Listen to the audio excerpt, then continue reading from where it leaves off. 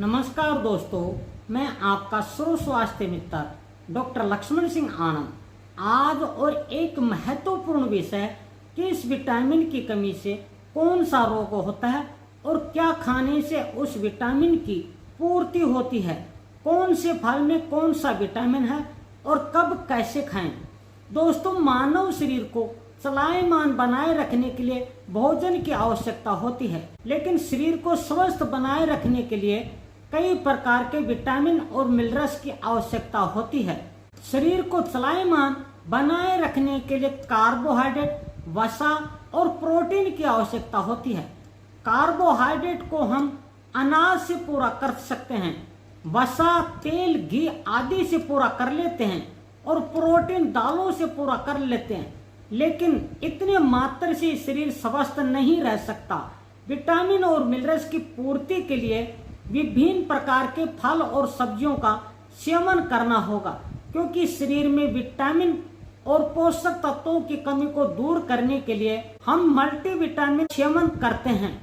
मल्टीविटामिनों का सेवन सेहत के लिए अच्छा माना जाता है, लेकिन ये मल्टीविटामिन अगर दवाइयों से पूरा करते हैं तो मानव शरीर के लिए हानिकारक भी हो सकता है, क्योंकि मल्टीविटामिन की दवाइयाँ खाते हैं तो वो सिर्फ सप्लीमेंट होती हैं, कुछ समय के लिए तो ठीक हैं, जैसे किसी बीमारी से उभरने के लिए या कमजोरी आदि को दूर करने के लिए कुछ समय तक तो सेवन कर सकते हैं, लेकिन लंबे समय के लिए नहीं।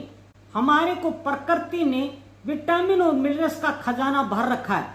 जैसे केला खाते हैं तो vitamin B6, vitamin B complex जैसे विटामिन B3, B12 की मात्रा कम नहीं होगी।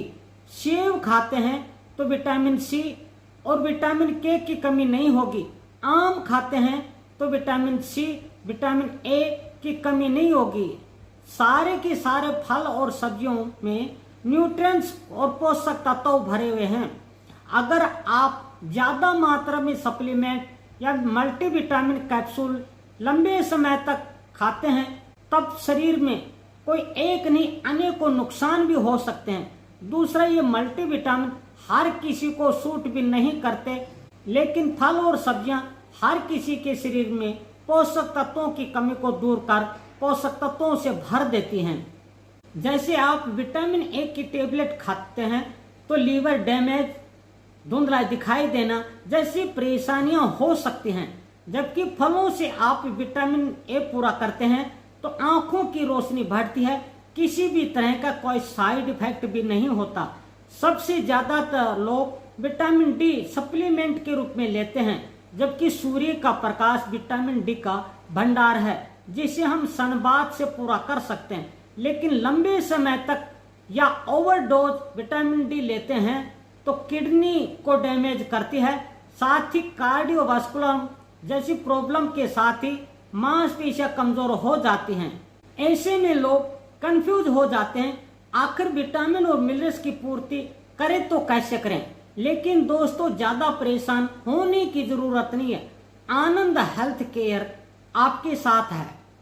आप अपने शरीर में विटामिन और मिनरल्स की पूर्ति के लिए सबसे पहले कैल्शियम आदि की पूर्ति के लिए हरी और पत्तेदार सब्जियों का सेवन करें। कुछ घरों में हर रोज दाल बनती है, लेकिन ध्यान रखें, ज्यादा दाल खाने से जोड़ों में दर्द, घुटनों में दर्द जैसी प्रॉब्लम हो सकती हैं। दाल खाएं बदल बदल कर सप्ताह में 2 से 3 बार। साथ ही सोयाबीन, मंगोड़ी का भी सेवन करें। अगर आपको विटामिन बी और विटामिन सी और के चाहिए तो रोज सेब खाएं। विटामिन सी, विटामिन के, विटामिन बी चाहिए तो रोज अनार खाएं, 1 या 2। आपको पोटेशियम, मैग्नीशियम और फाइबर चाहिए तो दिन में 1 या 2 केला खाएं।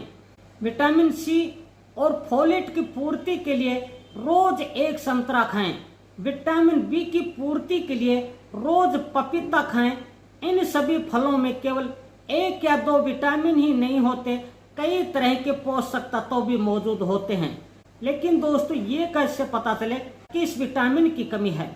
अगर आप में विटामिन B12 और आयरन की कमी है तो बाल झड़ने लगते हैं, बाल सफेद हो जाते हैं। विटामिन के की कमी से आंखों पर सूजन आ जाता है।